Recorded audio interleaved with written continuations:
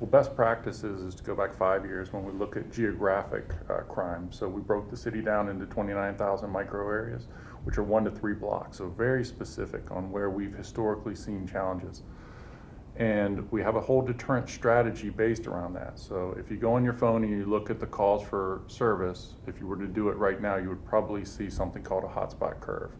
When I go to community meetings, people ask me about, what is this thing? I see it on my phone, I'm looking at the active calls, what is it? And what it is a 10 to 15 minute visit by an officer. They're either out of their car or they're sitting in their car with the light flashing. And data suggests that it creates a halo effect of lack of crime in that area during that specific time. And then it affects the criminals, so they maybe decide to move on. And the other ancillary effect that I'm also interested in is it gets the good folks to see our officers. How do you feel like you've refurbished the image of the department, if you felt like it needed refurbishing after all those investigations, including the internal affairs investigations that occurred, but also the Commonwealth's Attorney investigation and the general discussion politically? Do you feel like you had to make changes to pivot in some way to come through that and again recruit people and restore honor or at least the perception of honor? Well, let's talk about 2020, and I will say that it is no police department handled that well. We had dealt with civil unrest in the past. We had riots in this city before. Nobody withstood 120 days of standing up a command post, dealing, not that there was riots every day, there obviously wasn't, but every day for those 120 days we had to prepare for large gatherings, and oftentimes there were things that had to be managed by the police department, so it took a toll. I just don't know that any police department was prepared for what we saw, because what happened to George Floyd was so disgusting and so revolting to not only our community, but we as officers felt that too. Like, I was disgusted by that.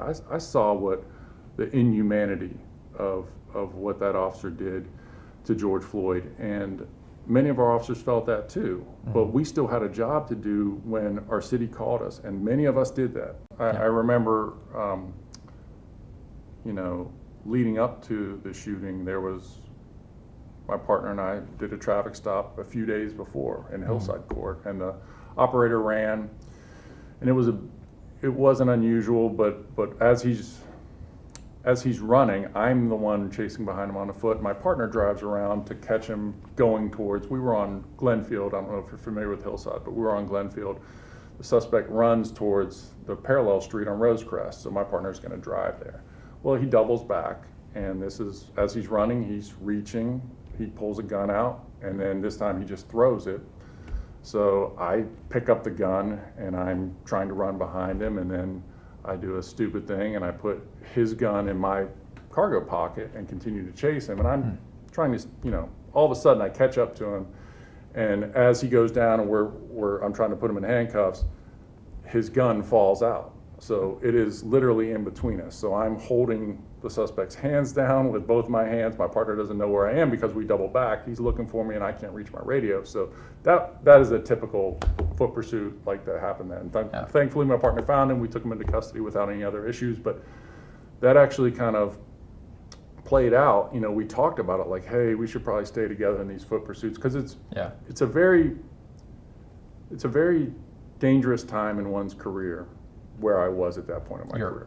How is it that that Isaac, who is being handcuffed, it's you and Lieutenant Waite going up, and you're on the passenger side, and you've cuffed the passenger, and then Isaac is about to be cuffed by Shane. How does he go from being in the cuffing process to just suddenly punching him and running away? Do you have any sense of what, or can you recall those moments before the punch flew and why the punch flew? I mean, it's unknowable what's in someone's mind. I can tell you that one cuff was on him at the time, and I think he realized. I mean, there's no way of knowing it. What I can say though is that, like I alluded to earlier, we were getting ready we had probable cause to search him, and he knew that. Project Exile was well documented at the time, so he had apparently just come home from prison for a felony, and apparently he had drugs on him too, and he was not willing to go back. So as he felt the first click, he made a decision to strike my partner. I know that happened, I saw it, and then the foot pursuit ensued. And like the other one, I don't think it was well planned out on his part. I don't think he woke up that morning thinking, I'm gonna murder 2 Richmond police officers. I think he found himself in a position where he simply wasn't gonna go back. Did you ever end up speaking with the family of Isaac Thompson? No.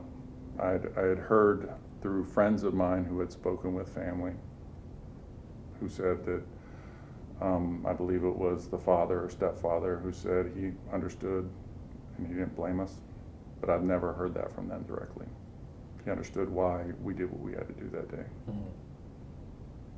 Man, that must have been a weight off your shoulders, even just knowing that that might have been what they thought.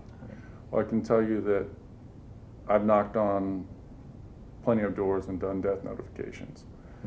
And I know that things are one way before I knocked on that door for that family, and life is a different way.